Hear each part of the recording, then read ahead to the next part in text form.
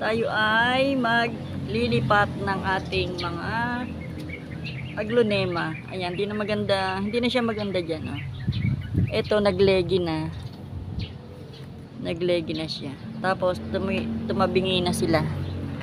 Ito naman ganun din, lumalabas na yung mga ugat at kailangan natin silang i-repack dito.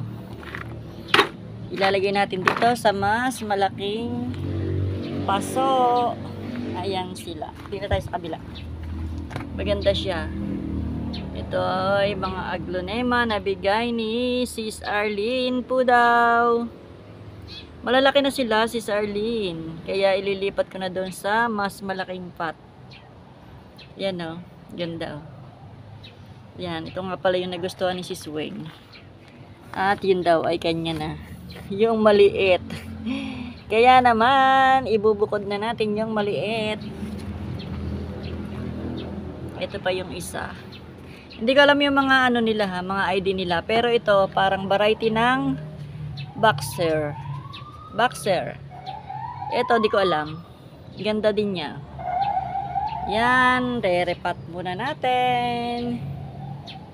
Doon.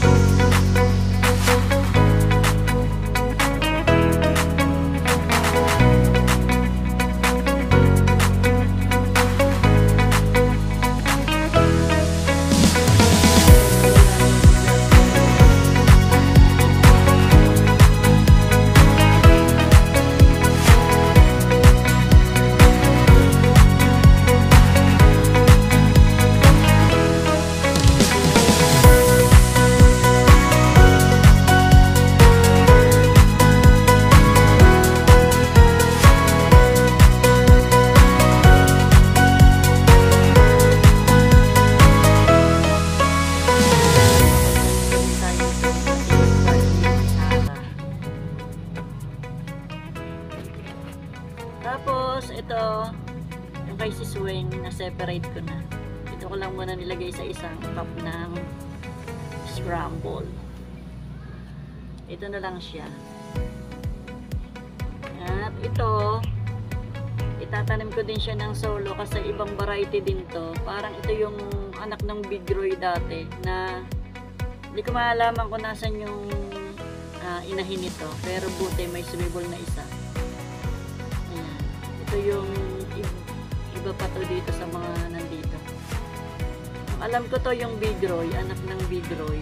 Sana mapalago ko siya. Iba pa rin to, itong isa nirepat ko din. Iba pa din to, ito yata si Katrina. Si Katrina, yan. Dito lang siya.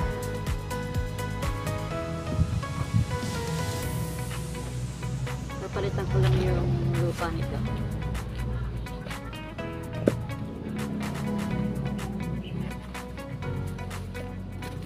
Single ko na lang siya dito para gumanda yung ano. Wala kasi akong paso na mas maliit.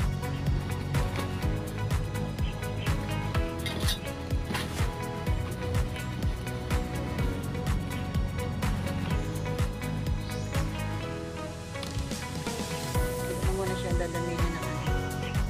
Okay na to.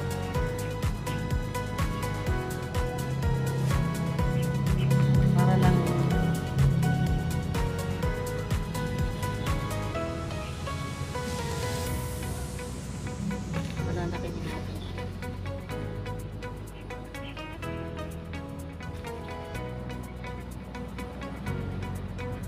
naman yan, mabubuhay din yan.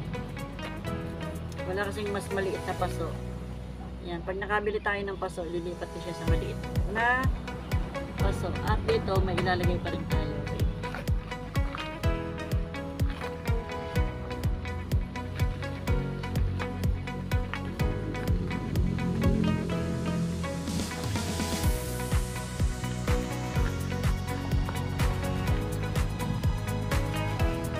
Ito naman 3-in-1.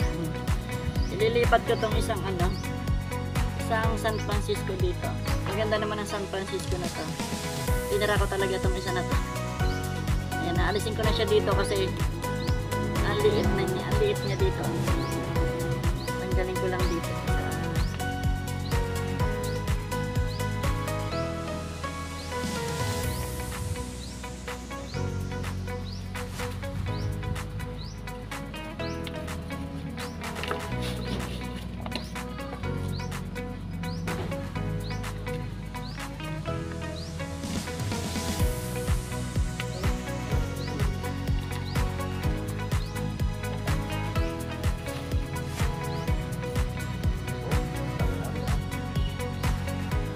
Wala naman siyang millibugs.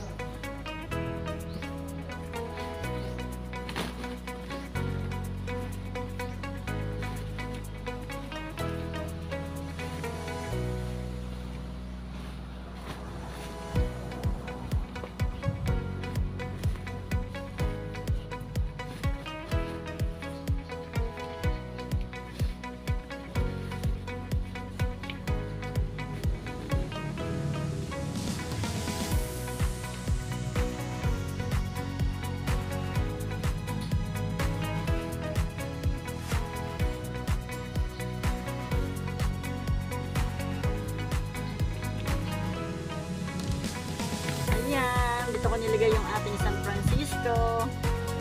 Lalagay natin siya dito. Itrin ko lang yan para lumago. Ayan. Sasolo na siya ngayon. Tapos, ito naman. Patanggalin ko rin dito yan. Titira ko lang tong isa.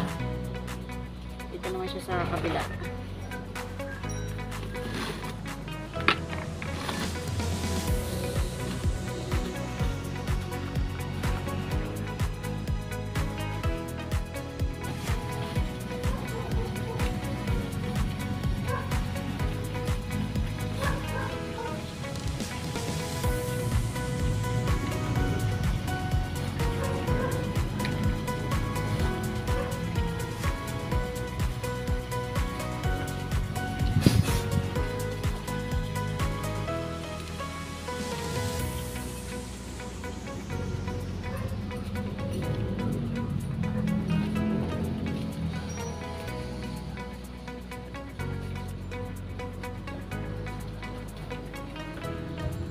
Yan, ito naman yung tea plant na maganda yung kulay niya. Mayroon siyang, pag lumaki siya, mayroon siyang parang tricolor yung niya, kulay niya. Kaya lang di pa lumalabas kasi nga maliit pa siya.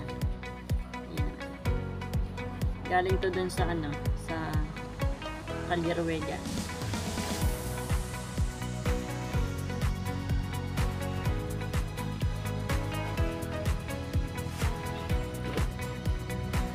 Nilagay yung tea plant at ito papalitan ko yung lupa niya kasi may mga siya, may mga parang amat, may puti-puti. Palitan ko lang. Ito naman yung isang dye pen. Dito muna siya sa maliit, nagsosolo na siya dito. Dye pen backyard. Hindi ko alam yung exact na ID niya, pero alam ko ito. Pamilya ng dye pen backyard. Sinipag ako mag-repat, kaya nirepat ko na sila. Kaya marami tayong naripat ngayong araw na ito para sa ating content. Solo na siya dyan. At itong ating lilipat ko na lang siya sa lupa. Yung ating fern.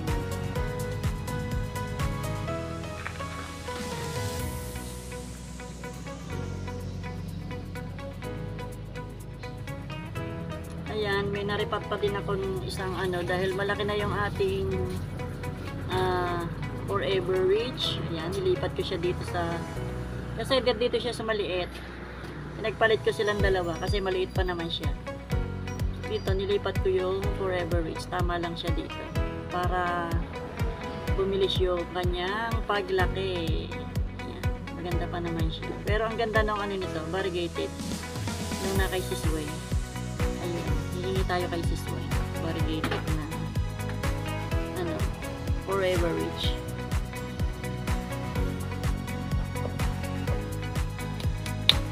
Ayan, ang ating narepat. Napadami po yung aking ire-repat. Napadami na sila. Ayan, iba-iba silang mga variety ng aking aglonema. Ayan, magaganda. Ayan, may pink. Merong ding red. Ang nawala lang sa akin ay yung red na red. Yung ating red valentine na eto na lang hinatira. Ayan, pinutol ko kasi naubos yung dahon niya. Kaya pinutol ko at tinanim ko ng panibago. Ayan na lang siya ngayon. Naubos ang kanyang dahon.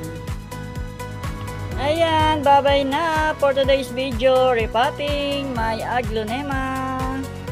Bye! See you on my next vlog. Yan, kung bago ka pa lang sa aking channel, please don't forget to like, subscribe at pakiclick ng notification bell para lagi ka pong updated sa mga susunod ko pa pong mga video.